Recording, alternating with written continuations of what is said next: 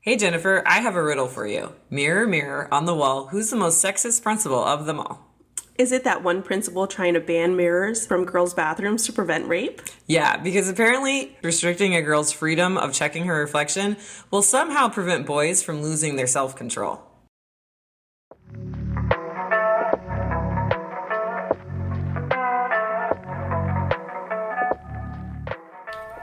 Hello, and welcome to Moms for Book Liberty. The podcast where a couple of moms fight back against groups trying to control what our kids can read. With each episode focusing on a specific book that has found itself on the chopping block of censorship.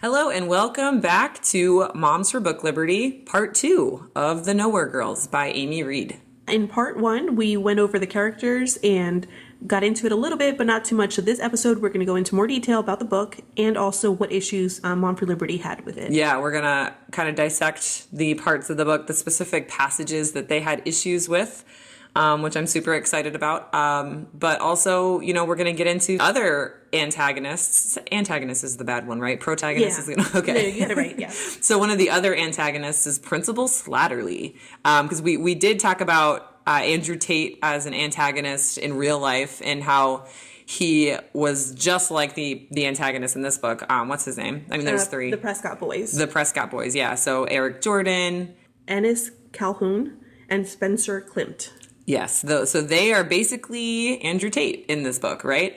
And then the principal we talked about in the intro, that's Principal Slattery. So in real life. In real life, yeah. And it's interesting though because in the book Principal Slattery is a female, but in the intro, what we're Jennifer's about to get into is this principal is a male, and he's doing some sexist things, and this was May 4th of 2023, right? Yeah, this just happened. According to news station KTLA 5's Camaro Kisla, a principal at Esteban Torres High School named John Edward Estoesta has been accused of saying his decision to remove mirrors in the hallway was done to prevent drug use and rape, as girls checking their appearance in those mirrors could be mistaken for sexual advances by boys, leading to sexual assault.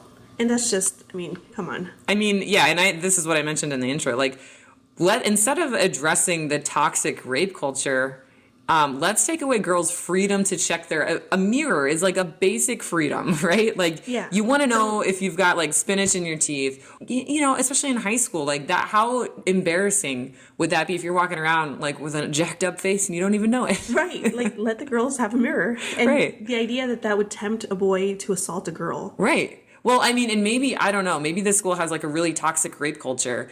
But the point is removing those mirrors is not the solution.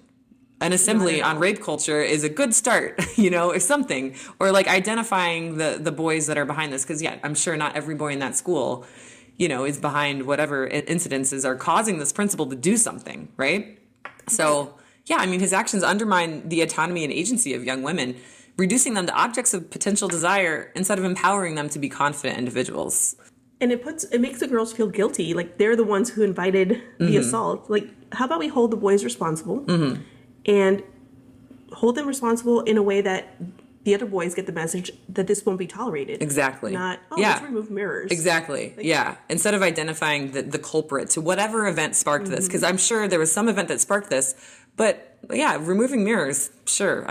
That's not going to do anything. It's just another example of a person in power in the educational world, such as a principal or a school board member, just kind of going about it in the wrong way and not thinking about, how do the students feel? Because it's crucial to recognize that every student, regardless of gender, regardless of sexual orientation or skin color or background, has the right to feel safe and secure in their school environment.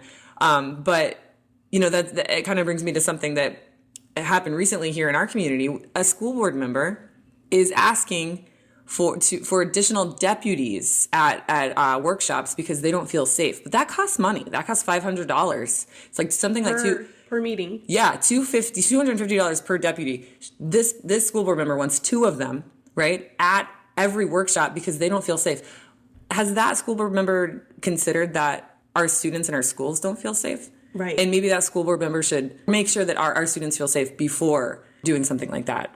Yeah, because that's going to take resources away from the schools Yep. to pay for that. So, Yep. and my understanding is $500 a month. yeah. You know, the principal's role, the school board member's role is to make sure that every student feels safe and secure in their school environment. And that's not what's happening with this principal in, what'd you say, Los Angeles? Yeah. And that's not what's happening here in Flagler. And that's definitely not what's happening in the book, The Nowhere Girls. No.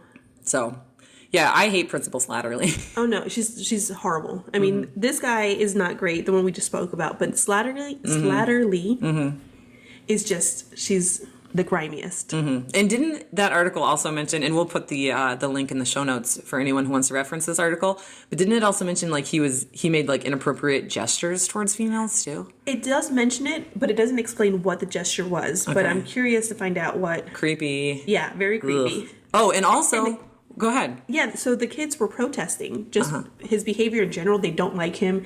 There was like all the teachers are not signing their contracts to renew if he stays as a principal. So he So must they're be like, horrible. so they're putting pressure on the school board to get rid of this guy. Yes. Well, we're going to follow up with this, and we will let you know the next episode, because I'm interested to see how this pans Yeah. out. Because that's a really good point. Like, so you said that there are teachers and students that are rallying together to remove this sexist, this toxic figure, right? That's just only contributing to the toxic environment of the school, and we see that in the Nowhere Girls, when these girls come together and they, they try and elicit change as a group, right? And we also saw it in a quote, which I don't have in front of me, but I'll summarize it. But, these toxic boys, these Prescott boys were saying, oh, virgins, what do you say something about? Oh, this is when they're doing the point system. Yeah, like, oh, virgins count as double. Yeah.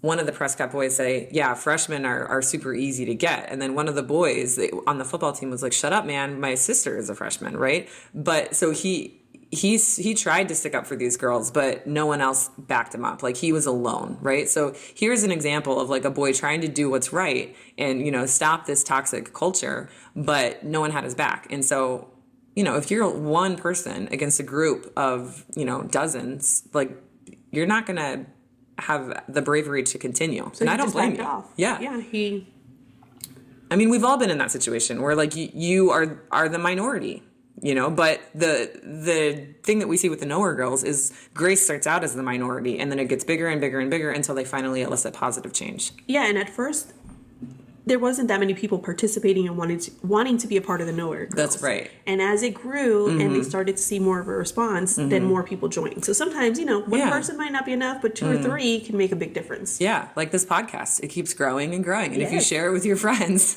Please share. it'll get bigger and more powerful, but I digress.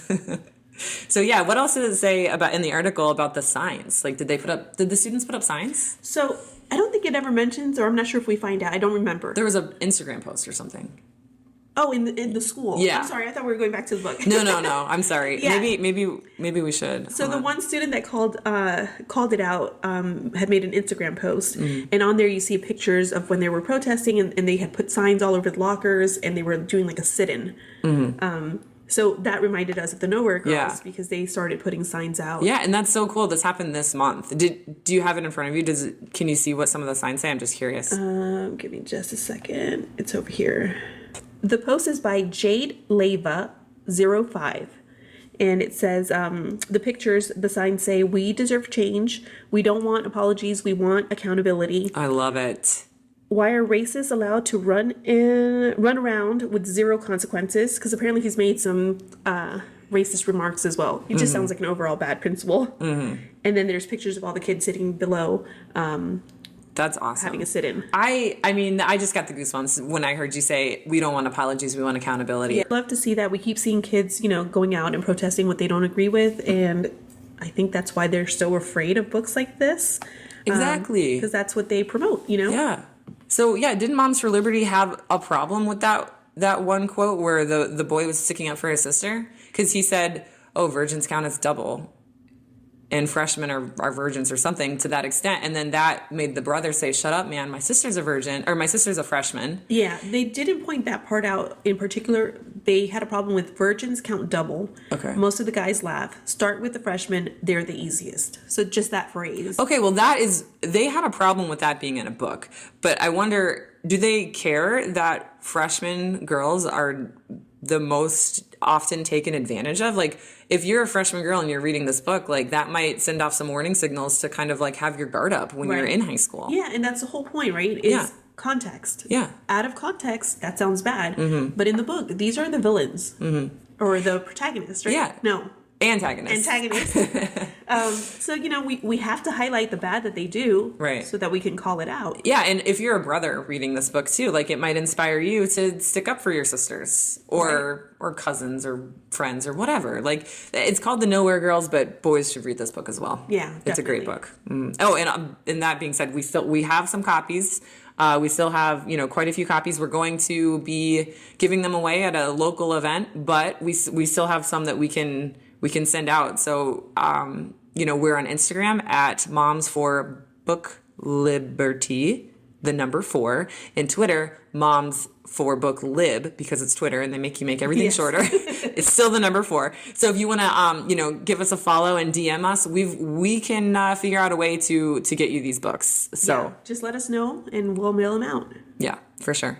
So let's just use this opportunity to segue into the part of the book where the Nowhere Girls actually put up signs, right? So this is after their first meeting, correct? Yes, and this was unplanned. So even Grace is walking in and she hears commotion everywhere and she doesn't understand what's happening. And she starts, hearing... Sorry, my coffee pot just went off.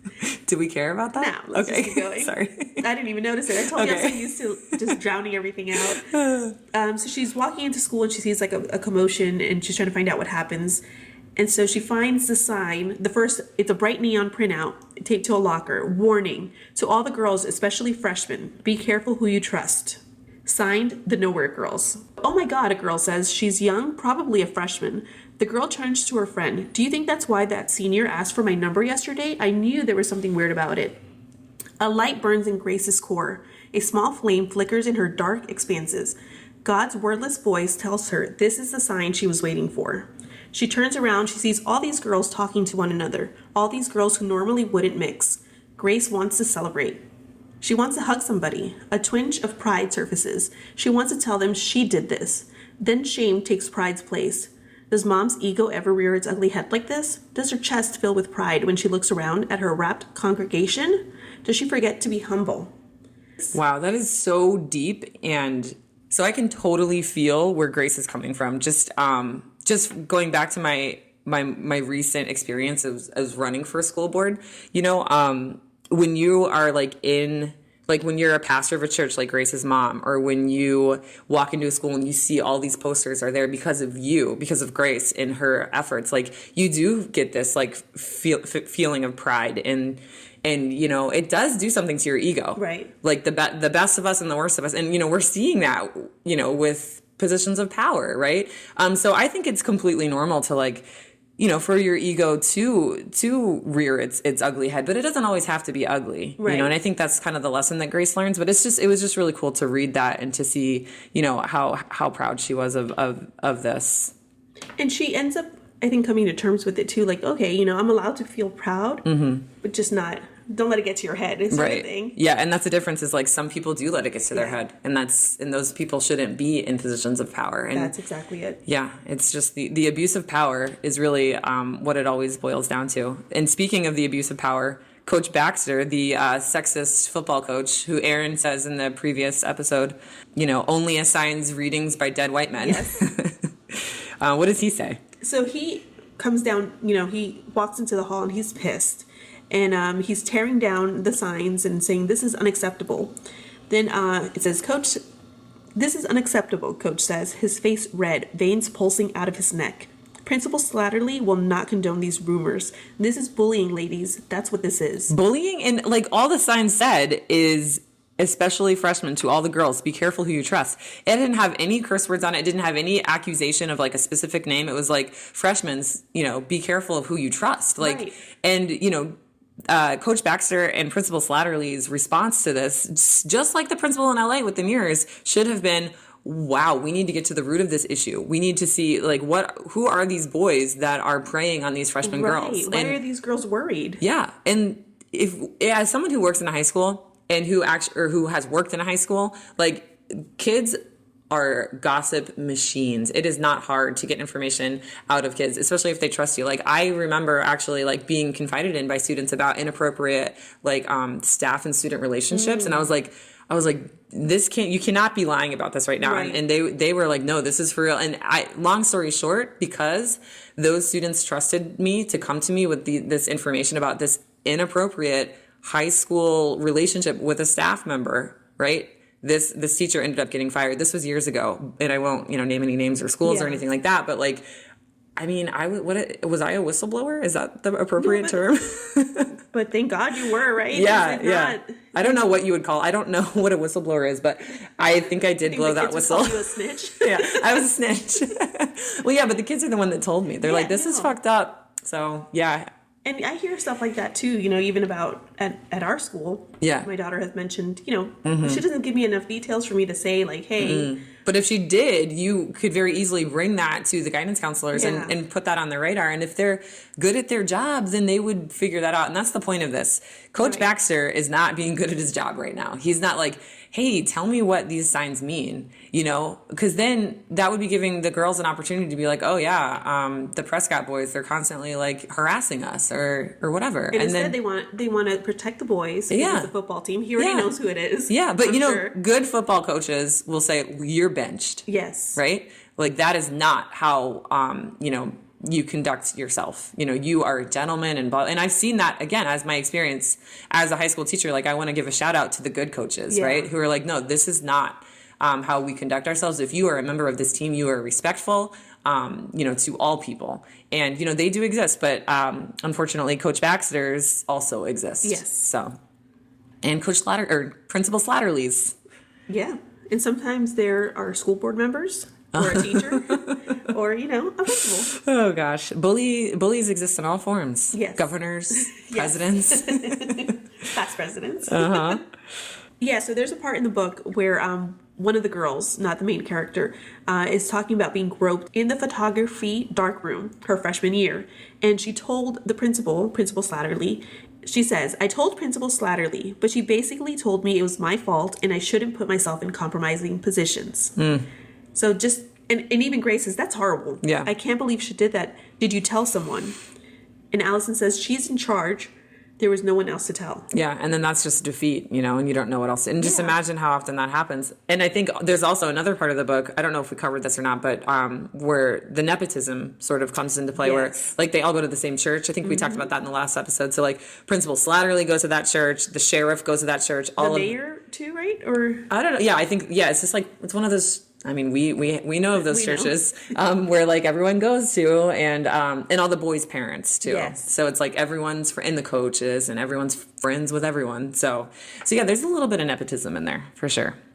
And that's why they keep getting away with this. They don't want, their friend's son. They don't want to be the one to hold them accountable. Exactly. Oh, it says here. So you're new, right? Connie says. So you probably don't know yet that everyone in Prescott who's in charge of something, they're all friends. Oh, it says it right there. There you go. Yep.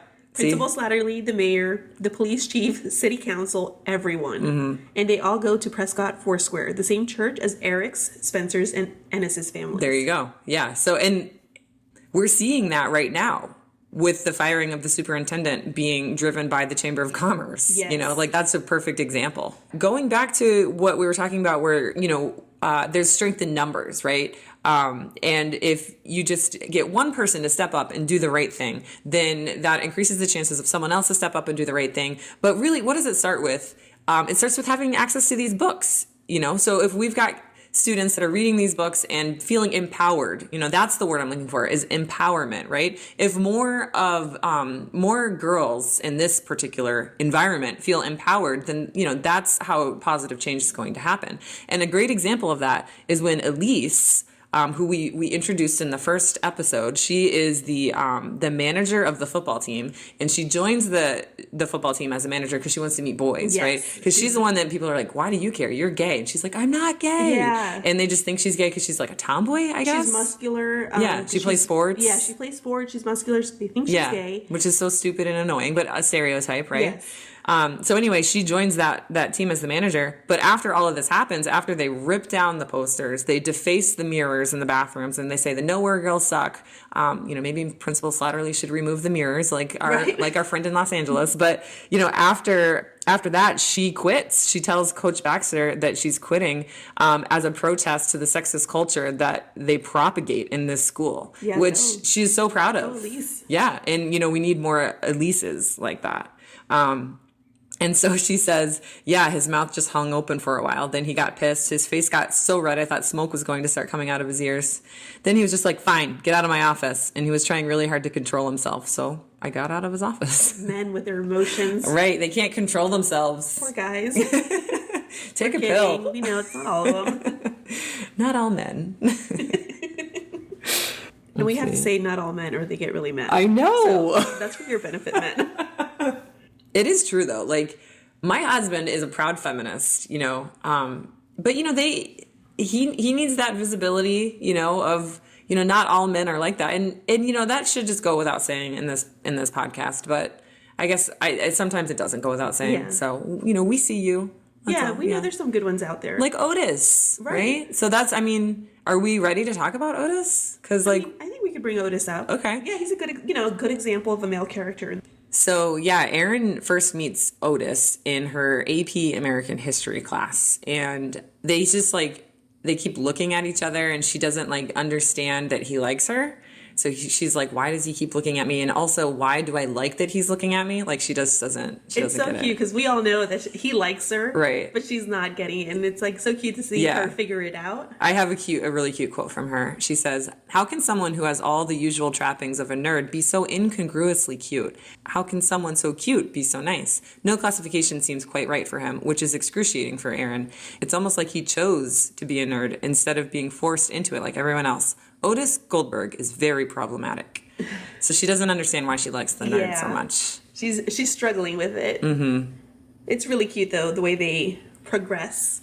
So yeah, I'm really happy for Erin because she meets this good guy. If we're talking about good guys, he's so sweet, and she invites him over to her, or somehow they get paired up. Yes. And I think he asked the teacher. He asked to be paired with her. Yeah, and so he ends up going over to her house where where Erin's mom gives Erin carrots and almond butter, and then he gets cheese and crackers. Yes. And then she's like, "Can I have some of your cheese and crackers?" Because her mom never lets her eat cheese, so that was cute. But then they have this cute exchange, and she starts to learn that she might like him, and then they sit on the couch and watch an episode of Star Trek or something. Yes. And then she tells him to be quiet. So she's like, "You can only say if you're quiet." Which I think is super cute. But yeah, eventually they just they start having a sort of a relationship. Right. They start hanging out, or I think it's through the progression of the project. Mm-hmm. She obviously realizes she likes him. Mm-hmm. And I think he comes out and tells her, right? I like you. Yeah, I think that was one of the first interactions they had with the cheese and crackers. He's said that she was pretty, and that caught her off guard, and she didn't really know. And she was she's on her guard because she's going to the school with this toxic rape culture, and it's kind of hard to tell the good ones from the bad ones. Yeah. So she's just why are you telling me this? Should I take this as a compliment, or should I take this as, I don't remember exactly. I don't have it in front of me, but I remember when I was reading that part of the book, she was trying to decide if this was something she liked or she didn't like. I think she said, is this a joke? Are you setting me up? Yeah. Yeah. She was, because she'd been set up before. Yeah. And I think just in general, that happens with nice guys or real nice guys. You know, they get offended because we're so cautious, but it's we don't know. You got to understand where we're coming from. Yeah, definitely. So we just have to assume you're all bad until you prove us. Oh, that reminds me of this really funny TikTok.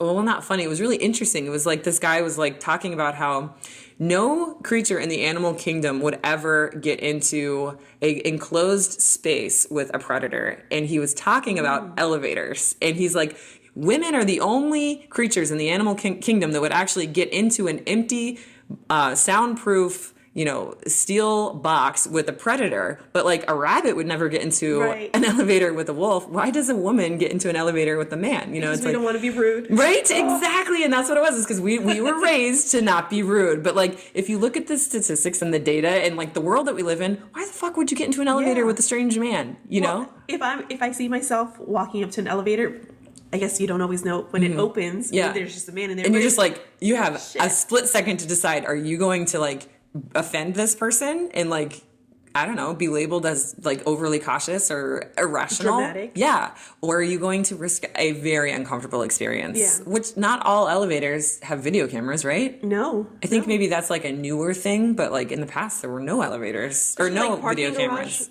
ones, I don't think I ever see it. Yeah. Not there all is one, elevators it's have hidden. video cameras. Yeah. Yeah.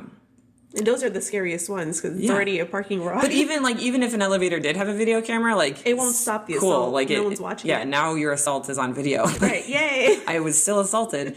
So yeah, I thought that was interesting. But it just goes to show that like starting at a very young age, girls are taught to be polite and to experience discomfort so that you don't offend.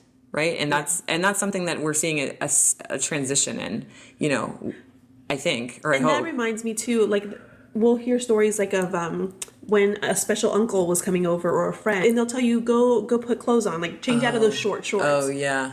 Because this person's coming yeah. over. Why not just don't That invite person's them? not allowed over. Right. Yeah, no, you're right. Yeah. I have heard stories like that before, and it's like the narrative have shifted, and moms and aunts and sisters and even dads Yes. too, like not to leave out dads, are like, no, she doesn't have to hug him.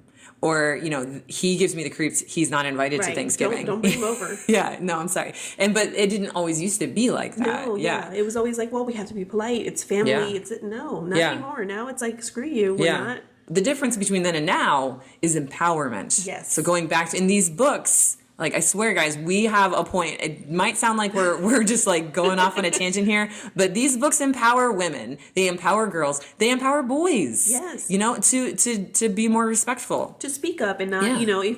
to be that one kid in the locker room that says, hey, cut it I out. have a sister that's a freshman. Yeah. Shut the fuck up. That's what it is. They love to call these tools like groomers use. No, Mm-hmm. groomers are not using these books.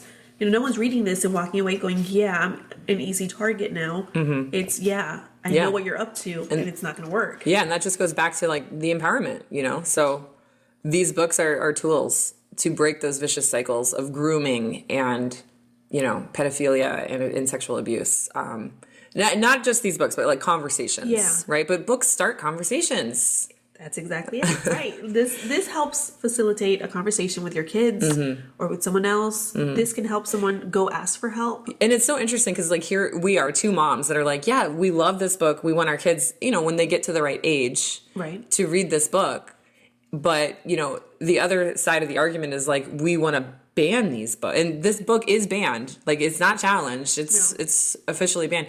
And it's like, you're basically losing an opportunity to have important discussions with your child if you're banning this book, or if you're in, if you agree that this book should be banned. Right. What if your kid like read this? I mean, I think it should be a part of like a required sexual education Me course, too. but we're not there yet. But what if your kid read this and then they came home and they had questions and they wanted to talk to you about it? Like, don't you want that? That's exactly. This is a conversation to have a lot online with people who are like against the books. And I'm like, what are you afraid of? That they're going to learn something? First of all, it's everything they already know. Right. They already know about No. these things. Yeah. And two, if they have questions, they're going to ask you about it. But if you're, If they know you are like oppose these Right. concepts and these ideas in these books, they're not going to ask you so about they're it. just learning it Yeah. from everyone else at school, but not actually getting any good information that you could provide. You we've- can control the narrative. Yeah, and as two moms of kids that come home from elementary school, it's telling us the shit that comes out of these kids' mouths. It's like, I'm sorry, that kid has no idea what they're talking about. That is not what whore means. Right.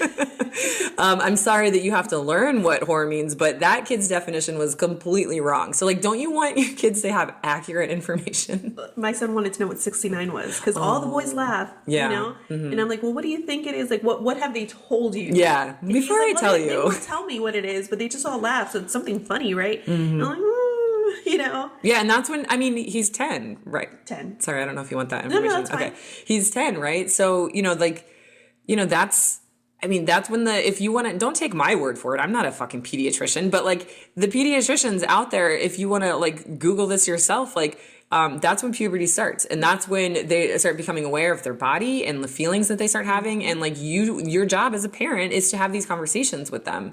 And if they can't trust you, they're not going to have these conversations, and then they're going to go down a bad path. Yeah, and so they just had well, they didn't just have it, the sex education class. Oh yeah. And he was so pissed. He's like, Mom, anytime they mention penis, they all laughed. Oh yeah. So I didn't hear half of it. So I need to ask the teacher it's on YouTube for the video. No, he can just go to YouTube, Okay. because my kids came home. They're like, Mom, you've got to see this. And I was like, what? And they just thought it was because they're immature about it, but it was something that was like, I don't remember now, but it was just funny. So they're like, you have to watch this. I was like, okay, well, I'm glad that you're telling me. Right. And then I'm seeing what's actually being taught in schools, and I mean, I approve. I think it was a good video. Yeah, no, I'm like, whatever you have a question about, just ask me. And he's like, yeah, I'm not sure though, because I didn't hear. And he's like really pissed about it, like that they were like laughing. Yeah. And he's like, I asked the girls because they separate them. Aw. And the girls weren't, laughing or anything. No. It's just the boys. Yeah. And so He's an old soul though. he too. is. Yeah. He is such an old soul. Yeah. But he feels comfortable asking me. He That's knows the that it's point. okay because we talk Yeah. about a lot of stuff. And And it's okay. that's going to be Otis. You're raising an Otis. Like Yes, you're I not hope so. raising a Prescott boy, And that's I'm excited. I'll be more than thrilled. thrilled. Thank you. If I end up with a Jesse or an Otis. Yeah. Those are the good ones for sure. Or a Manny from Modern Family. Yes, that's Which what have you say. seen it yet? You've got to watch No, it. I love Modern Family. Oh, Yeah, okay. no. Okay, I'm Wait, sorry. I thought you haven't seen when it. you say he's a Manny, I see it. Yeah. I understand exactly what you mean because he's an old soul. Yeah, he's awesome. I love it. So before we talk more about how Otis, used his, how he helped out, right? Because this isn't just a book about girls, fucking the patriarchy or whatever. But, because there's, like we said, there's good boy characters too, but we got to back up a little bit, right? Yeah. And we got to talk about the chapter called Lucy. And, this is what Monster Liberty, I'm assuming, has the most problem with, because this is the description of Lucy's rape. Yeah, so it's definitely pretty much the whole chapters in their description, and it's just. I mean, the chapter starts out with saying she was not beautiful, and to me, that's like, it really encapsulates like what it's like to be a high school girl, and you are just like coming into your womanhood. You don't have that confidence, or maybe you don't feel beautiful, but like you want to be seen, Right. and that's what happens in this chapter. She's seen by the Prescott boys at this party, right? And her friends, this could happen to anyone. Like they just got separated. Yeah. It wasn't like nefarious on her friend's part, right? Right. The boys planned this, but the girls didn't know that. Yeah. And that's what they do. They pick a freshman, they pay them attention, and of course, what girl doesn't like being told you're pretty or just Right. giving extra attention from Yeah. a senior or a junior? Yeah, it's like predators, identifying their prey Yes. and like circling them and working together to take them down, which is just That's a great. that's what analogy. happens. Yeah, I mean, that's what happened in Sold by Patricia McCormick when Lakshmi is cornered by the auntie at the festival, Yeah. and like there's so many moving parts. Like there's multiple antagonists, Yeah. that are behind it. So yeah, I'll just read a little bit of the chapter. It says, he refilled her red cup 1 time, 2 times, more. He looked into her eyes and smiled while her wet mouth formed nervous words. The music was so loud she could not hear her own voice, but she knew she was flirting. She was giddy with it. She was a wind-up toy, and he was waiting for her time to run out. He was patient, so patient. He was such a good listener, so chivalrous. so chivalrous. That's a hard word to say. So good at getting her drinks. So good at watching her eyelids get heavy, at watching her power down slowly until she stopped speaking, until she was soft clay to be molded, perfectly malleable. So yeah, I mean, that's a really good description of, like how, I mean, I remember my first drink. It hits you and you're just like, wow, what's happening? Yeah. If you haven't built up a tolerance, you don't know like how to, like, you don't know what's coming. So Right. you're completely off guard. That's what alcohol does to you. Yeah. And I'm sure, Moms for Liberty might have an issue with the fact that, there's underage drinking in this book. Right. But it does not condone underage drinking. No, it doesn't show it in a good light. Like, Yeah. I mean, shit, if I was a teenager and had access to this book, it would have gotten me out of some situations, Yeah. because I feel like, what's the statistic? Like 1 in 4 women have been sexually assaulted in some way? Or is it more than that? it might be more than that. So yeah, it's 1 in 3 women have experienced sexual assault. And I wouldn't be surprised if it's higher than that, or Right. lower, I should say, like 1 and 2. Right. Because, yeah, it's like, how do they know if, like, it just depends on, like, the definition of sexual assault. Right. Yeah, for sure. I mean, we've all experienced, I think, to a certain point, some sort of Sexual harassment. sexual harassment. Yeah. Right. I mean, I remember being a kid walking home and a car would pull over and the guy would be jerking off. Oh my God. I've heard Twice. some stories like that. happened Oh my twice. God. That reminds me of a story that happened to a woman, and she was pregnant, but the jack offer didn't know she was pregnant, and because she like had this like slim dress on, she didn't look pregnant from my behind. gosh. And so he whistled and she turned around and he saw that she was pregnant, and she just starts laughing hysterically at him, and he didn't know what to do. That's awesome. But like when I heard that, I was like, damn, this happens more than I thought. That's never happened to me. I'm so sorry that happened to you. I mean, Jesus I just Christ. remember it happening. How I old was were like you? 12 Oh the my first time. God. The Like first 12, time? How many yeah. times did this Twice. happen? It's happened twice. Oh my God. And then I've had not issues, but times where like I was at a club or something. And I remember this one time, one guy, I walked by, he slaps me on the ass. Oh no. And usually I've been felt up in clubs before, but you turn around and it's packed. You can't tell who's Right. grabbing what. He was the only guy there. Oh my Like, God. I'm like, Did you punch him? I slapped him. Good for you. Yeah. I slapped him. I was like, what the fuck? I would have You loved know? to see that. And he was like, it wasn't me. I'm like, bitch, It you're wasn't the only me. one standing here. There's nobody around us. What an idiot. Oh So, man. Not Not all men. everyone has experienced, I'm sure, something like that. Yeah. I wouldn't call myself someone who's been abused or Right. or anything like that, but I have had experiences where Yeah. men overstep and touch things they're not supposed to be touching, or show me things they're not Yeah, supposed to be showing. I don't know. I'm not the expert in terms of like if that would be classified as sexual assault. But I mean, I don't think that matters. I think it's just like it goes to show that that's the culture, the society Yes. that we live in is very toxic. Yeah. And sexist, and yeah. I mean, so I do feel comfortable sharing my experience. Sort of like I think it was the Me Too movement that kind of like gave women the empowerment. And like if someone's listening to our podcast and they hear your experiences and my experiences, maybe it'll empower them to share their experiences because Right. knowledge is power. And my experience was as a teenager, and when I was reading this this excerpt about Lucy, being given all these drinks, it brought me back to this experience, and I was wondering, like in the book, like did he put something else in it? But they didn't mention that. I think it was just alcohol. alcohol. But in my experience, I had a little bit of experience with alcohol at this point. I was like maybe 17, but looking back on it now, there were muscle relaxers that were put into it, and then there were multiple people in this house, and he had us all in different rooms. Oh my God. So like we all started out in the same room, and then he would go from room to room, and I couldn't move. I was frozen. But like muscle, and does this book talk about how or which book was it where they discussed like if you feel pleasure, it means you weren't raped? I think that was in All Boys Aren't Blue. Oh, that's right. Yeah, and it's like and it just books like this really highlight the importance of victims understanding that different feelings can happen during an abusive attack, and that doesn't mean that you weren't a victim, right? Exactly. Because I just want to prevent this from ever happening to anybody if I can, but like we all just pretend like it didn't happen. The three of us, we were just like we didn't say anything to each other, and then I think a few years later. This happened, I don't remember, but in my 20s, we kind of met up again and we're like, yeah, that sucked, Right. and then we finally talked about it, but it's like, technically it wasn't rape, but it was still assault because he took away our control. And, it took me a long time to realize that. And I hope, and books like this didn't exist back then. So the hope is that these books and these conversations that you're having with your kids will prevent situations like that from happening. Right. Right. And with your boys. Right? Yeah. Conversations like this with your boys will prevent them from making these terrible decisions. So. Yeah, no, and this is what I brings me back to something I was saying the other day. They like to say that these books, groomers use these books, to groom children, and that's what we're doing. We're grooming children to, to be Exactly. abused. Yeah. And I'm like, it's like, no, what? That's the complete opposite. this is right. And anyone who like let them know this is not okay. anyone who like takes that argument and is like, oh yeah, like these are books for groomers. Like what?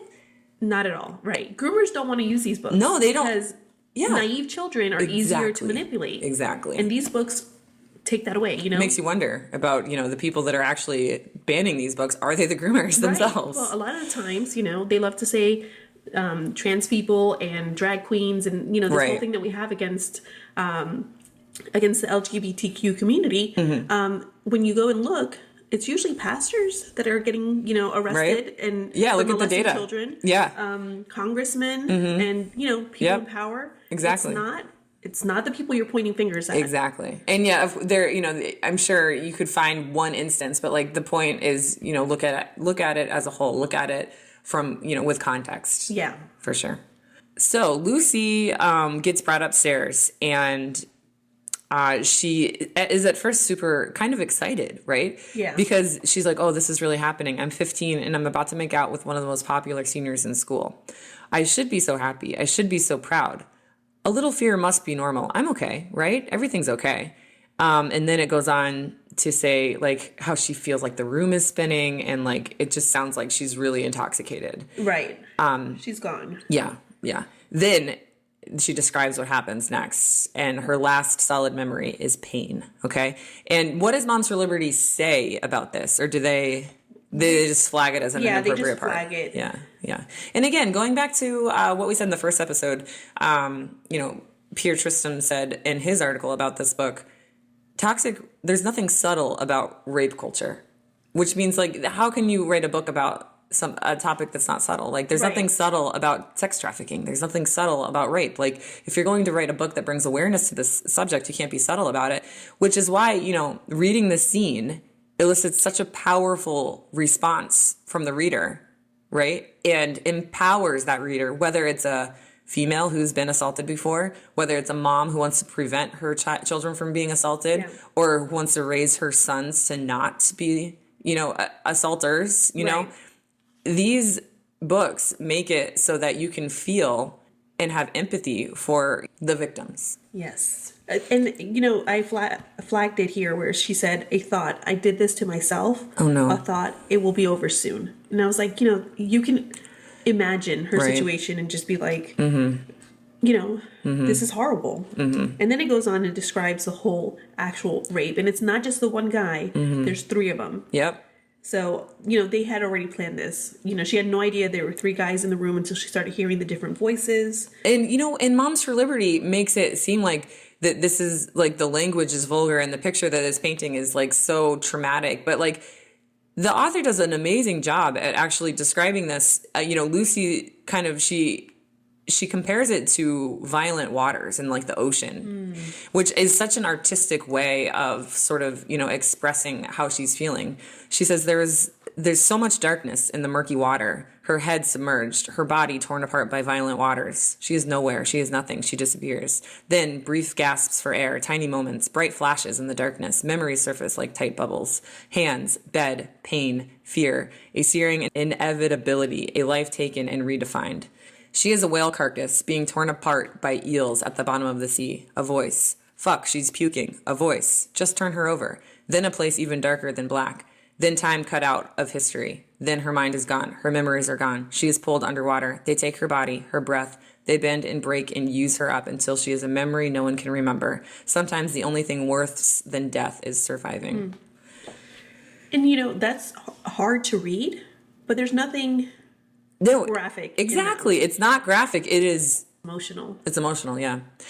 I'll say it again. I really like how Amy Reed uses the analogy of the ocean. Yes. Something so big and dark and scary, She goes on to say, the bottom feeders have cleaned her skeleton of all its flesh. She is washed up on shore, tangled with seaweed, smelling of decay. She crawls across the storm-tossed beach, over the rocks and garbage, over the beer bottles, the cigarette butts, and lifeless bodies. Over so many red cups. Bodies all over the place. Bodies everywhere. People who didn't make it home last night. All these people down here while she was drowning. Bodies stir, eyes open, and follow her ghostly walk to the door. A laugh like glass breaking. A voice in the darkness, giving her a new name. Slut.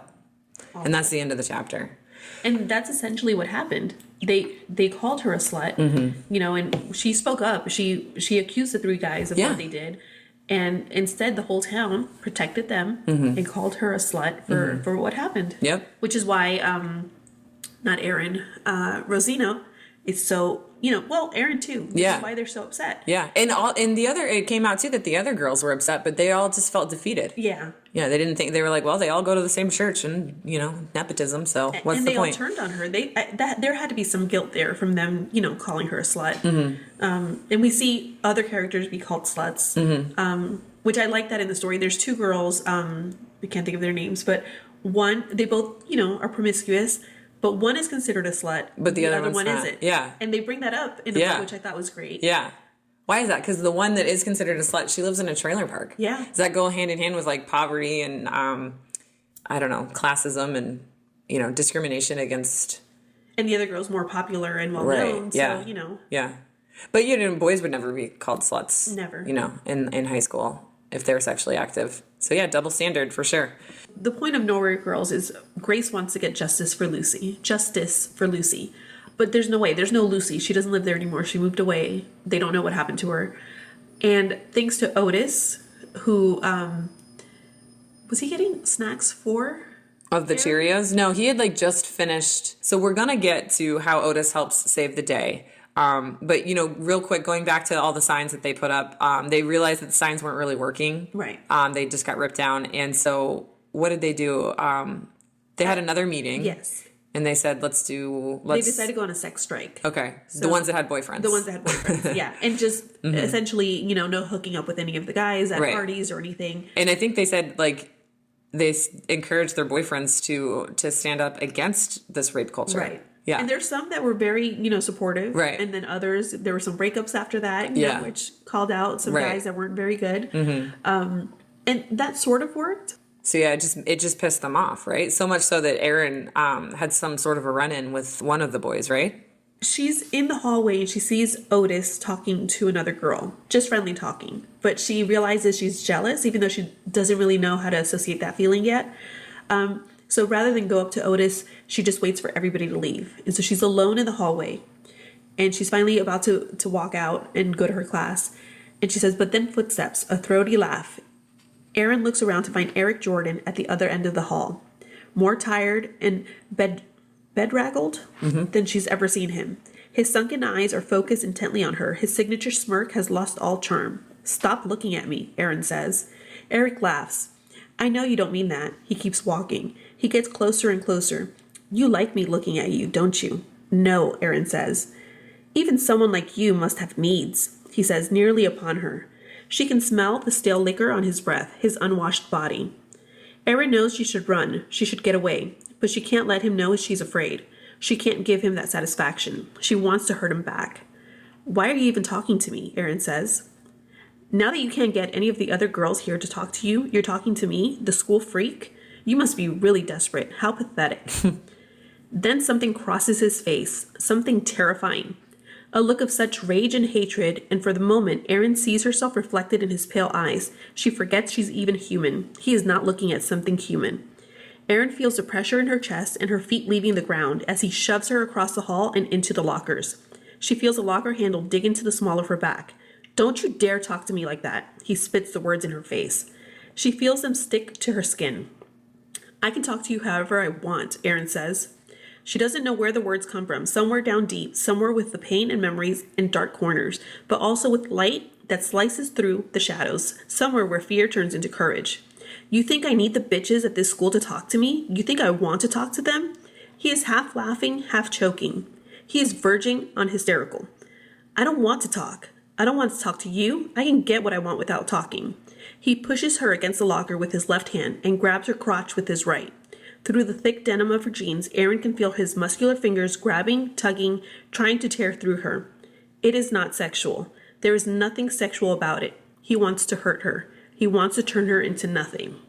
She is back in Seattle. Casper Pennington's distant eyes look through her. She disappears under the weight of his body. She stops fighting. No, may have never left her mouth, but her body said it. It is Casper who chose not to hear. Erin cannot move, even though all she wants to do is move. She cannot make him stop. She cannot scream. She cannot cry for help. This is what it is to be caught, to be powerless and frozen, to be turned into nothing.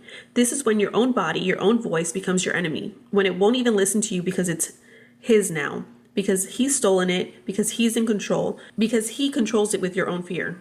guys, I know we've said this before, but grabbing her by the crotch, I mean, what does that remind you of? Like Right. that's, and I'm not being dramatic here. I think that it's super important to remember that, like, when you have a president who literally says just grab him by the pussy, and you wonder why the toxic rape culture, one, isn't going away, and two, is only getting worse. Right. That's what, books like this are so important, to fight against this.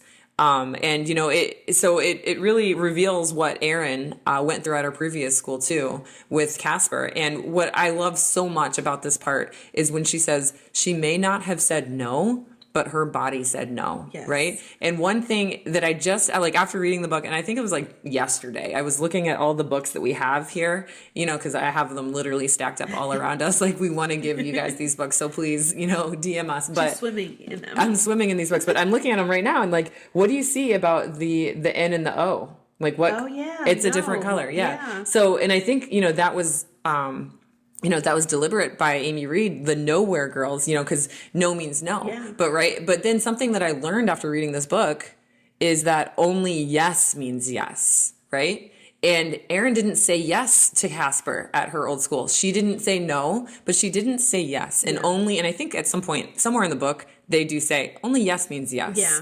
And an emphatic yes at that, like that is what our boys should be taught. Right, because it's not a yes, like, oh, I had to convince you to get that yes. Like, okay, it's a fine. yes, like, I want this. Yes, only yes means yes. And so, but yeah, the Nowhere Girls, I think, that word no is so important. Yeah. That's a good catch. I didn't see that. So, I mean, it's just because I've been staring at these books in my living room for... And that's the thing I think also that Moms for Liberty has an issue with, that there are scenes in the book that describe sexual encounters that are positive, where a girl is enjoying sex. Yeah. Or a sex And act. they take that as like permission for teenagers to go and have sex. And I don't think that's what it's doing. Right. My opinion, right? To me, it's just showing there's good sex. Yeah. In the sense that, it's okay for you to have pleasure. Yeah. It should be something you want to do. Yeah. Here's what I don't get. It's like, what am I supposed to do as a mom? I have, two girls. Am I supposed to prevent them from having any sort of sexual experience until they go to college? And then they get to college and they have no idea what to expect or what's a good experience and what's a bad experience. Right. Like, you can't control. They're teenagers. They have hormones. Like they have these feelings that they're going to act on, and you can't stop them, but you can help them, remain safe, and you can help them have positive experiences instead of negative experiences, and you can prevent them from getting pregnant, or you can help prevent them from, getting STDs and all this stuff. But instead, we're just going to bury our heads in the sand and pretend like it's not happening by trying to ban all these books that are, only helping our girls become empowered and safe and happy and healthy, which again, we say it every time. We just want our kids to be happy and healthy. Yes, that's it. And I mean, what I have a hard time getting in their headspace. What don't they like? Like, they just don't want to talk about sex at all. They want to ignore it. Right. And abstinence only, baby. Right.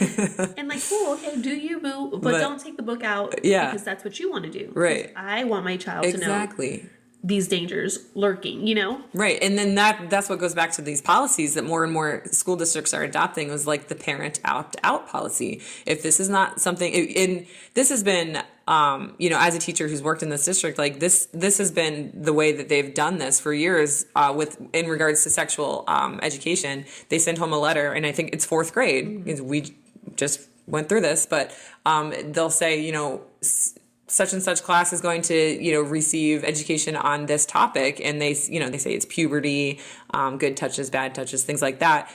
If you don't want your child seeing this, sign this form. It's not, and it's an opt out. Right. Instead of saying, sign this form to allow your student to see this, right? It kind of takes care of those, those lost permission slips, if you will. So it works. And if you're involved as you say you are, then you're going to be able to opt your kid out of these things that you don't find appropriate. But when your kid ends up pregnant, don't say I didn't tell you. Right. Right. Because like I've mentioned this before, I've grown up in church, right? All the kids, I'm talking about pastors' kids, their cousins, all of them that have grown up in church, they were all having sex. Yeah. And teenagers have really strong feelings. Yeah. And also they've learned, that being gay is bad. Yet, But here we are they're having gay. premarital sex no, too. Yeah, no, and some of them are gay. Yeah. You know, in the closet gay, so I'm not going to out anybody. Right. But, like, we know that they were hooking up with guys. Right, yeah. And probably doing it in a dangerous way, in a risky way too, right. that could have been avoided had you just had these conversations with your kids, and also adopted Jesus's views of acceptance and love for all. Yes. And then the craziest part for me right now is I have them still like on Facebook and things, and they're the ones now posting like against books and stuff, and I'm like, hello, I know you. Really? I knew you back then. Yeah. I knew what you were doing. Yeah. Like, do you That's think just the that vicious cycle. Yeah. Do you think your kids aren't going to know? Like, your parents weren't able to protect you from those things.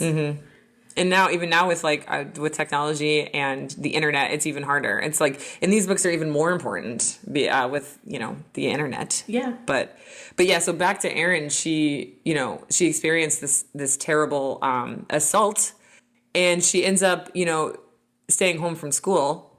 And this is where, Otis comes in. And so she's at home under her weighted blanket, which I need to get one for myself. I think they're not just for people on the spectrum. Like, it's really good at like, they're calming, right? Yeah. They used it on horses and like cattle. And that's how they like learned, oh, this is good for people too.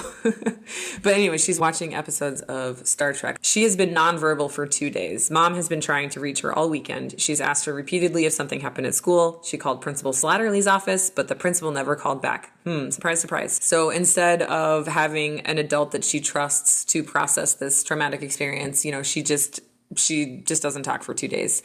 And I think, at some point she decides like, I'll start talking again tomorrow. Oh, right? yes. She does say this, though, after her mom's desperate tear-filled attempts to fill the silence. After her mom says, was it the bullies? Did they say something? I thought they were leaving you alone this year. You haven't done this in so long. You've been doing so well. Is this a regression? In her head, she's having like this dialogue with her mom. In her head, she doesn't say this out loud, but she says, this is not about regression. I am not linear. I am just hurt. I just want the world to be quiet. So like, she's not linear. Like, she's just trying to process this thing, this bad thing that happened to her. Yeah. And then that's when she decides she'll start talking tomorrow. Because Otis keeps texting her, and she's like, well, I think... She says Monday is always a good day to start over. And her phone has been buzzing with calls and texts from Otis for the past half hour. So she turns it off, not reading or listening to any of his messages. But Otis has something important to tell her. Right. And so he ends up coming to her window. Yeah.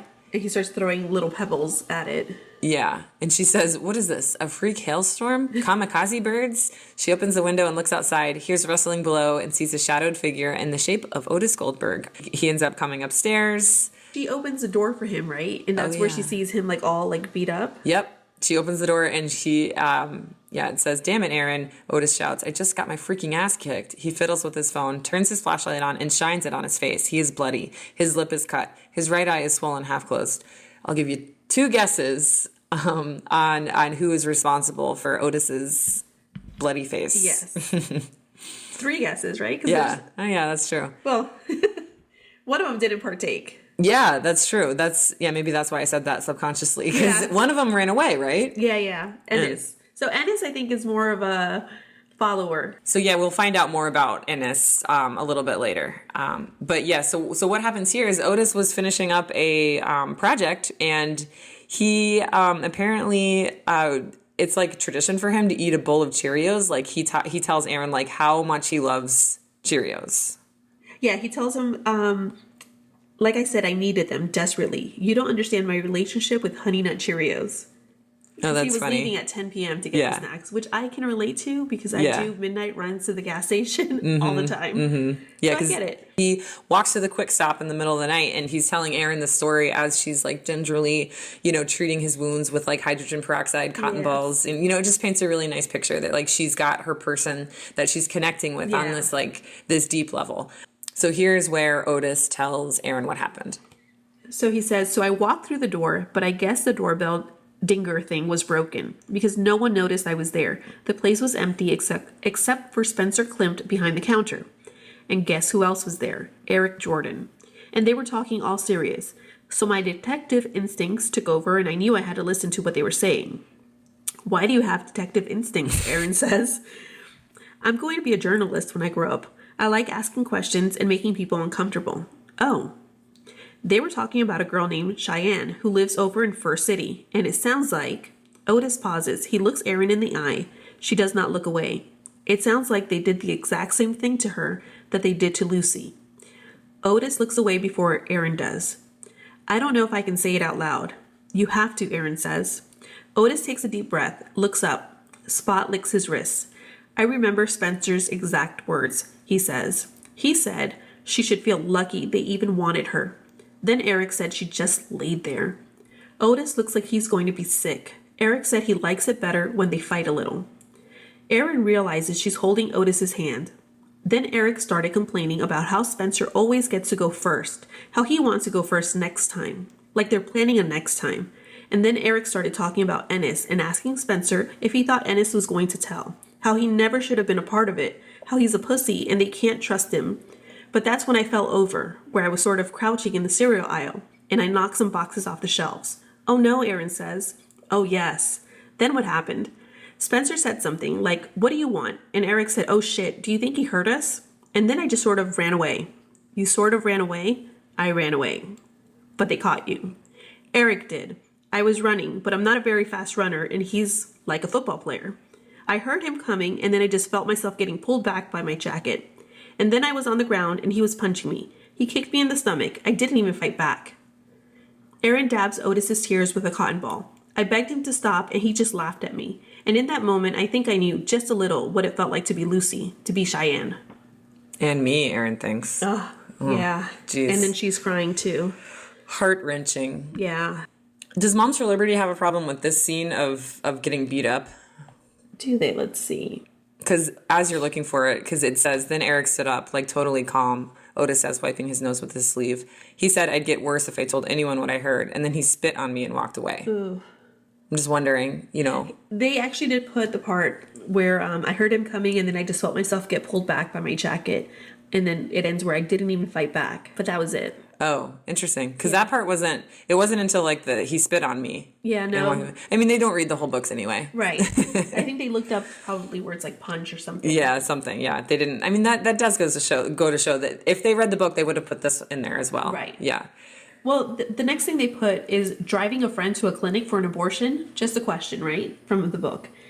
And that was their next complaint. Yeah, that was something because it said abortion. Because it said abortion. My it God. had nothing. Like the context is not there. No one had an abortion in this book. Yeah, I don't even remember that part of the book. This is, I think, where the mom asked to. Grace was asking to borrow the car from her mom. Oh, and so her mom was like, "For what are you taking a friend to get an abortion?" Right. Like she was trying to figure out why she needed the car. So and that bad. didn't happen, but they flagged that because they don't know the context because they're not reading it. Right. Yeah. If they were to read this chapter and see that like 3 boys, jumped another boy because they were talking about gang raping a girl, So then Erin says that Otis needs to tell the police. But going back to what you said earlier, everyone is friends with everyone. And Otis doesn't want to because Eric's dad plays poker with the police chief and they were in Desert Storm together. So, he doesn't feel like he can tell anybody what happened. And this is where Erin hatches her plan, right? And this is the end. This is near the end, yes. Right? So we're getting near the end of this. So yeah, then Erin and Otis kind of have, like a special moment where they're both crying and, trying to figure out what to do next. And Otis, tells her that he thinks she's beautiful. And, Erin tries to process that. And she says, you're delusional. That's entirely possible. Otis stands up facing her. But yeah, she accepts it. And, but it's just a really nice moment for Erin. Yeah, this was even though he's all beat up, it was such a sweet interaction between them. Because she says, I'm not a project. You're never going to change me. I'm never going to be normal. I'm autistic. I want to stay autistic. And then he says, I don't want to change you. And then she says, then what do you want?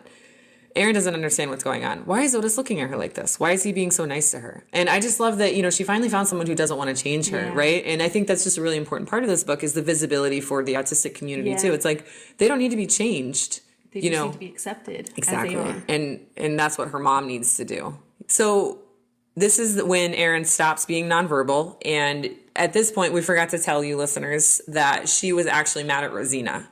and she wasn't talking to Rosina. Yeah. But then she says, this is no time for being mad at my best friend. Some things are just too big to be afraid of. So whatever, I don't remember what it was, but they were mad. She was mad at her for something. But the point is, like, she hatched this plan, and she texts Rosina and Grace that there's an emergency, and she says, cancel all your after school plans. We need Grace's parents' car. And then that's when it starts to happen. And this kind of brings us back, right? Because Slattery, the principal, she's going after the girls. She's been trying to find out who the Nowhere Girls are.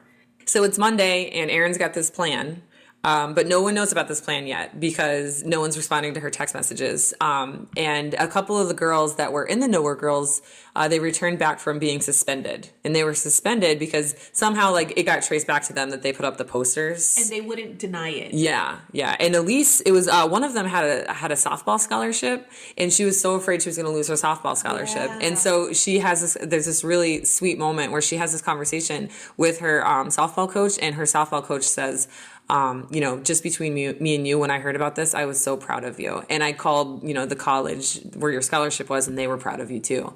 So, like, it was just really nice that, she didn't have to worry about that. And a good contrast of a good coach. Exactly. And a bad coach. Yes, good coach. Yeah, good coach versus bad coach for sure. So they definitely always highlight good examples and bad examples in this book, which I liked a lot. Yeah. The other problematic thing here is that Rosina she's no longer responding in part to Erin and in Grace's efforts to keep the Nowhere Girls alive because she's scared, right? Oh, yes. Yeah. Because Slattery's been trying to find who the Nowhere Girls are. And so she calls Rosina's mom up and starts telling her that, the girls have been behaving bad and she wants to talk to Rosina. Was telling her mom certain things, but when she got on the phone with Rosina, she made a veiled. Veiled. I don't know. She made a threat. Yeah.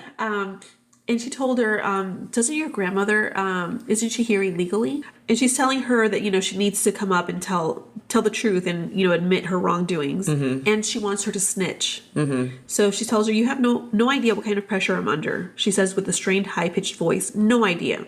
For a moment, Rosina fears that Slattery's going to start crying. This is the voice of someone on the edge. I'll admit it, Slattery continues. I'm actually a little proud of you, girls, for how far you've taken this thing. But you've had your fun, and now I think it's time to put it to rest. Some things are better left alone. Am I clear? What happened to Principal Slattery? Right. I mean, she was like, I'm proud of you, but I'm still gonna do what I know is wrong. Yeah. Something happened to her. So, yeah. I don't know what you're talking about. Slattery's heavy sigh blasts through the phone. Miss Suarez, she says, I didn't want it to come to this, but you've left me no choice. She pauses, and Rosina wishes she could see Slattery's face right now so she could figure out what the pause is made of. Is it the tinge of remorse Rosina thinks she hears is real? I'm aware that the immigration status of your grandmother is not, how should we say it, up to snuff. How dare she? So she basically threatens Rosina with outing. Mm-hmm. And she loves her grandmother, right? And so she's got all this pressure. Her mom has already said, you're not my daughter anymore, right? Or I don't know if we got to that part yet, but like she has a really stressful relationship with her mom. And at this point, the girls have not told their parents or, anything that's happening. So I can kind of get like why the mom is upset. She keeps disappearing, calling out of work and, acting strange. And so her mom's pissed, she's shucking all her responsibilities, but Rosina has a good reason for it. Mm-hmm. So here's where I was like, the mom in me was like, just tell your mom what's happening. In the book, it says, that's what mommy said. No serás mi hija. That means you won't be my daughter. Rosina's fought the world so hard. She fought her way out of her family. She fell asleep in Abuelita's bed last night, unsure whether her grandmother heard the latest screaming match with mom, if she had any idea what it was about, if she knows what Rosina's been accused of, or if she slept through the whole thing. All Rosina knows is Abuelita's skinny arms held her close as she cried, her frail body surprising her with its warmth.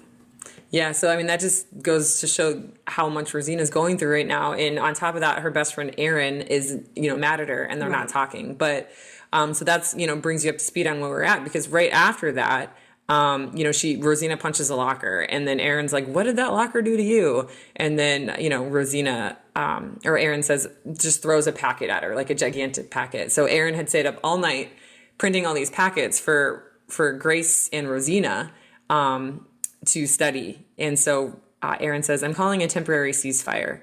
Wait a minute, Rosina says. First tell me what's going on. What the hell was that text about last night? No time, Aaron says. I'll explain on the car ride there. On the car ride where? Fur City. Why do you want to go to Fur City? Just read the packet. I have to be at work at 5, Rosina says. I can't get in trouble anymore because then her grandmother will, be deported and her mother's already right. She's worried. Disowned her. Yeah. And then Aaron says, this is more important than work. We have to help Cheyenne. Who's Cheyenne? A girl that Eric Jordan and Spencer Klimt raped 2 nights ago. Shit, Rosina says. No, you're lying. This can't be happening. But Rosina knows Aaron does not lie. Otis Goldberg overheard them talking about it at the Quick Stop. Then Eric Jordan beat up Otis Goldberg. Then Otis Goldberg told me about it. Then I texted you and Grace. Then I stayed up all night making this packet. So Aaron's got this plan. But it's bad timing because Principal Slattery is like calling them all into their office, to get them in trouble. I think she's trying to in on them. Yeah, she's trying to expel them.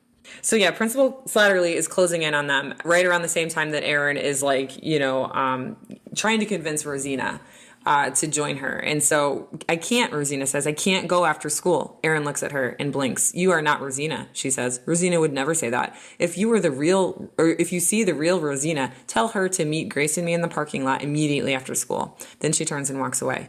Aaron is right, Rosina thinks. She's not the real Rosina. She's someone who needs a home more than she wants to help people. She is not brave. She is not a hero. She is scared. She is so fucking scared.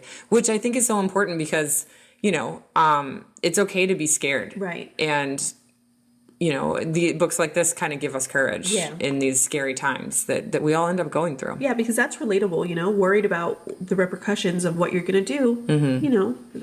It might not be your grandmother getting deported, but... Right, yeah. It could be something... Or just getting in trouble for not showing up at work because your mom is already really mad at you, And...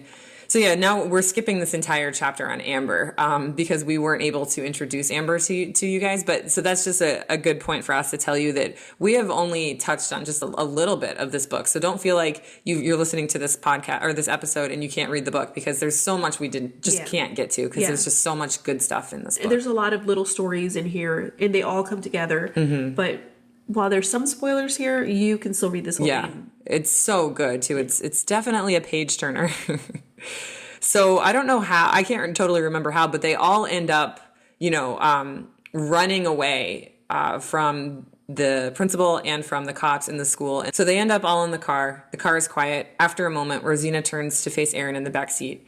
Grace can't see what is happening between them, but she can feel it. Finally, Aaron speaks again. We have to at least let her know we're here, that we believe her. We have to let her know someone's on her side. Then she can decide what she wants to do. So, in the packet that Aaron has printed out, it's directions, it's an address to this girl Cheyenne's house. It's directions to get to her house. And it's also an article on how to talk to victims of sexual assault, which I thought was so cool that she went through the trouble to print that out. So that's where we're at. We're in the car. We're on our way to Fur City to talk to Cheyenne. Yeah. And they get there and they don't know what to do. They're nervous because 3 strangers show up to your door and they're going to say, hey, we know what happened to you. Mm-hmm. So they go through that little turmoil of what to do. And they're all kind of disagreeing with each other too. I think Rosina's what if she doesn't want to talk? And Aaron's like, well, you have to give her that choice. And, Rosina's just really skeptical about the whole thing, but they don't get into a fight about it. They do a really good job at sort of I don't know, working together. Yeah. Yeah. Mm-hmm. But then Rosina tells them they're entering white supremacist country. This is where all the survivalist crazies live, she warns, and they have machine guns. Which, if you're going to make a stereotype, assault rifles and, white supremacy go hand in hand. And like we said, this covers everything. Yeah. No one gets left behind here. But what I like about this is Grace is Southern. Yeah. And so she's like, I'm not sure everyone out here is like that. That's like saying everyone from the South is racist, which is true. Not everyone from the South is racist. So I like how they kind of call out those stereotypes while also giving visibility to those stereotypes. Yeah. So during the drive, Aaron quizzes Rosina and Grace on her packet that she made, and they get ready to. And this is where they find out that Aaron was raped as well. That's right. In this car ride. And Grace just can't stop crying. She's just driving and she's just blubbering because she's so empathetic and she feels, And this is when Rosina finally figures out this is why she's reacted every time the discussion of Lucy comes up. That's why Aaron was so would shut down. And this is all while they're driving to see Cheyenne. They have all these really important conversations, and one of them is about bravery, right? And Grace is, she says, but that's exactly what being brave means. Doing something even when you're scared, which I read this and I was like, oh, I love that. That's great. But then I read the next sentence, which was even better. And it's what Rosina says. You make it sound so easy, Rosina says. You do know that people out here are just waiting to shoot people like me, right? Hello, I'm brown and gay. So yeah, it's easy for Grace to say, being brave is doing something even though you're scared. But like Grace is a white Christian cis, Right. person, and Rosina is not. So they finally get to Cheyenne's house. Okay, and so this is where they knock on the door, and Grace says, "Hi, I'm Grace. I'm here with my friends Aaron and Rosina. We go to Prescott High." The door opens a little more. Cheyenne sticks her head out, pale skin with freckles, long strawberry blonde curly hair. Her blue eyes are red-rimmed, haunted. She takes a long look at each of the girls. "I don't really know how to say this," Grace says. "We're here because, well, we thought you might need our help," Rosina says, stepping forward. A wave of recognition passes through Cheyenne's eyes, then a tremor of surprise. She opens the door a little more. "A friend of ours overheard a couple of guys talking," Grace says. "Guys we already know have done bad things to girls. They mentioned your name. They were talking about something they did, something horrible." Erin is trying to hide behind Rosina. She is no longer calm. All of a sudden, she wants to run back to the car. She wants to curl up in the back seat where she felt safe just moments ago, lock the door, and wait for this all to be over. Cheyenne's eyes dart between the girls. Erin knows that look. Erin knows that panic. "We're so sorry about what happened," Grace says. "We want to help. We want to support you in any way you need." "Does everyone in Prescott know?" Cheyenne says. She sounds mad. "How many people know?" "Just us," Grace says. "The guys don't know we know." Cheyenne takes a deep breath. "This is crazy," she says. She closes her eyes for a moment. "What the hell? I guess I should invite you in." Yep. And then, so the next line I really like, it says, "Only if you want to," Grace says, which is consent, right? Yes. And so like it just keeps going back to the same theme in this book, which is consent, right? So Cheyenne looks Grace in the eyes. "I want to," she says softly, almost too quietly to hear. She turns around and they follow her inside. So yeah, I mean, then it, the rest of the chapter is them sort of, listening to her and being there for her emotionally. And then at the end, they basically convince her to speak up. Yes. And they tell her about Lucy. Yes, and she decides that she does want to speak up. Mm-hmm. This is where we have a good cop and a bad cop show up, because they go to a different sheriff because it's a different county. Oh, that's right, because it's a different county. Yeah. Yep. So before they go to the sheriff, Cheyenne becomes comfortable with them and she actually shares her story, but she does kind of take some blame for it. Like she was like, "Well, I wasn't that drunk. Then at least I'd have an excuse." "An excuse for what?" Grace says. "For not doing anything," Cheyenne says. Her hands grip the arms of her chair. She squeezes her eyes shut as she pulls her blanket-covered knees close to her chest. "I could have fought back, maybe. I could have screamed. But it was like I was frozen. I just laid there. I couldn't move. I saw everything. I felt everything." And this happened in a car, didn't Yeah. it? And there was still evidence in the car. Yeah, she hasn't been back to her car since That's right, then. because it was her car. Yeah. Yeah. So like you said, they go to a different sheriff's office because it's a different county, and it is like night and day. This sheriff has twin girls, Yeah. and he finds out, and immediately is all business. And then he finds out that this happened in the other county, Yes. and it was this other sheriff that he like hates or something. Yeah, because of the way he acts. But he's like the boss sheriff. Yeah, no, I don't know how it works. Like, how is he a boss? He's like, Right. he's like his boss somehow. I don't know. I'm not a sheriff. Yeah, I don't know how that works either. But it's the ending just wraps it up in a nice bow for us, because Yes. we get to see finally some justice. But yeah, the girls do a really good job at sort of helping Cheyenne process her feelings, but also understand, the importance of coming forward for justice. And they understand it's got to be her decision to do. Like, Yes. they can't force her to speak on it. They have to understand that she might not want to and be okay with that. And then she eventually gets to a point where she says, "But what else am I going to do? Sit around here forever trying to forget about it? Keep it inside me for the rest of my life and not do anything to make it right? If I don't do anything, they're just going to keep raping other girls. Then I'll have to live with that for the rest of my life. They need to go to jail." "But there's a chance they won't," Rosina says. "There's a chance they'll get away with it, just like they did last time." "I know," Cheyenne says, "but I have to at least try. I have to fight." Why do you want to ban this book again? I'm sorry. right. What part of that is like, ooh, no, we don't want our girls to read that? It's I don't get it. It's Moms because- for Liberty, please write in. Tell yeah, us. let What are you know. thinking? and to me, that kind of tells me they didn't read the book. No. Or if they did, I don't know, their comprehension of books. I don't know. Like, No. Okay, Cheyenne says, let's do this. So they're inside the sheriff's station right now, and it's almost identical to the Prescott police station. Oh, that's what it is. Prescott it was the police chief. This is the sheriff. Oh, okay. So however it works over there in Oregon, I don't know. But anyway, this is the Prescott, the boss of the Prescott police chief. So Cheyenne asks if there's a female cop she can talk to, and then the male police officer, says, "I'm sorry, but we don't have any gals in here right now." But they think they're not intimidated by him, and he's super nice. And he was like, "How about you talk to the sheriff? He's in his office right now. I promise, he's a real nice guy. He's got twin daughters almost your age. They're 12 now, I think." So yeah, not to spoil, the ending for you, but it does get wrapped up like you said, nice and neatly. And let's just say the sheriff is way nicer than the chief or the police chief in Prescott. Yeah. So again, it's not a book that's just cop hating or anything, because we keep seeing the right way to handle it and the wrong way to handle it, both in teachers, coaches, the cops, parents. Oh, this is where the moms show up. I was just going to say that. Yeah. And this is where we see the growth with the moms. Like Yes. Rosina is embarrassed to witness this moment between them, something so intimate, something so primal as a mother rocking her wounded child.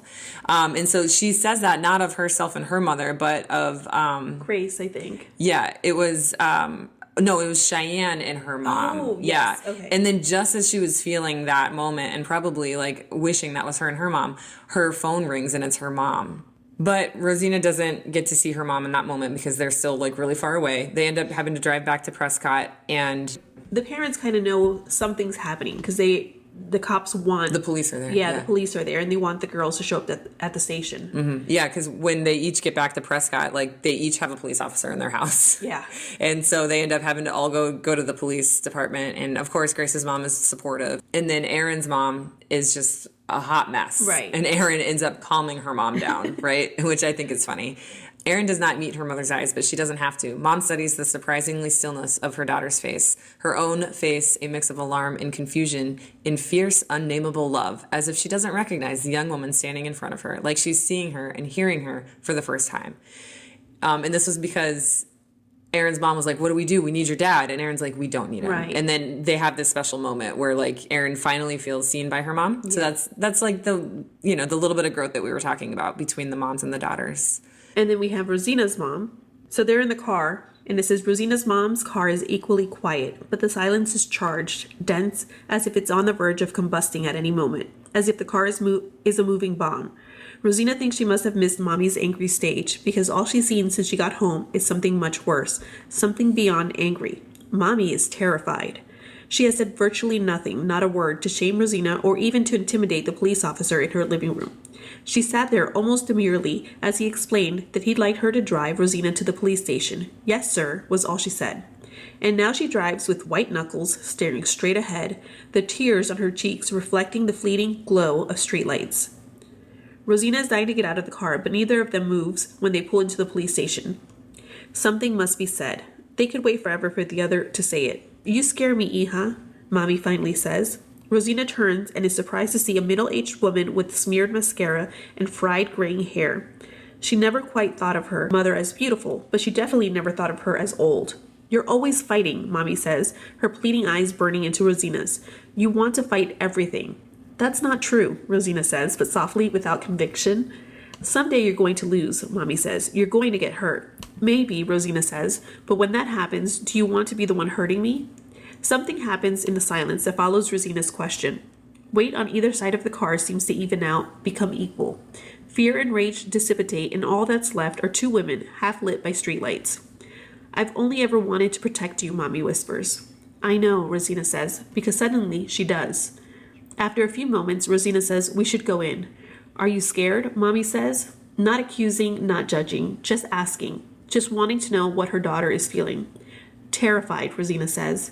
To anyone else, Mommy's nod would be almost imperceptible, but to Rosina, it is like a mountain moving. A small glimmer of gratitude pulses through her like one single heartbeat, and it's more than enough.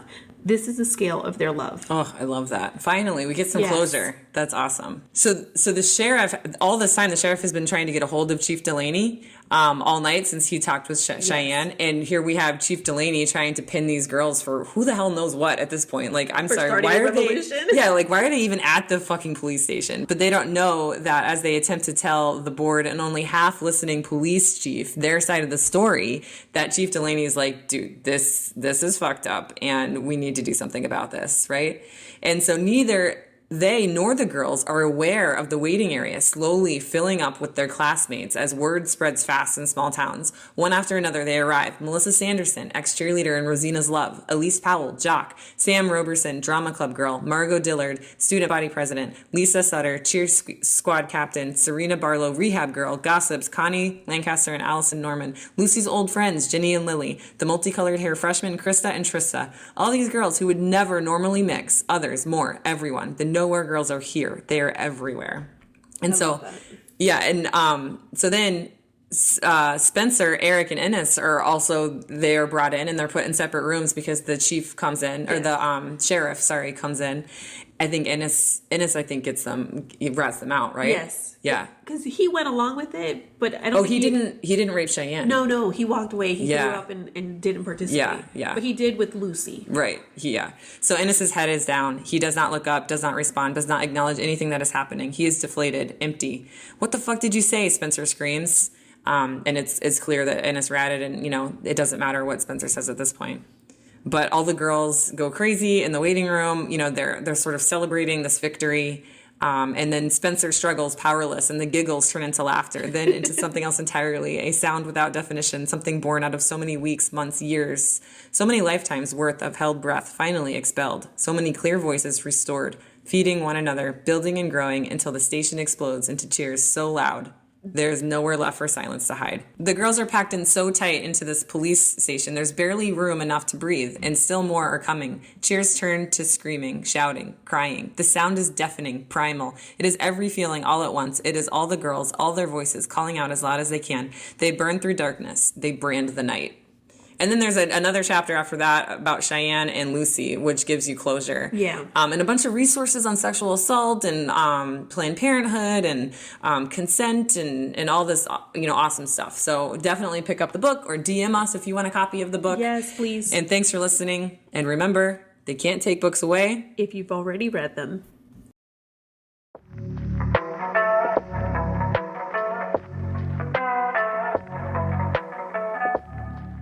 And thanks for listening. And remember, they can't take books away if you've already read them.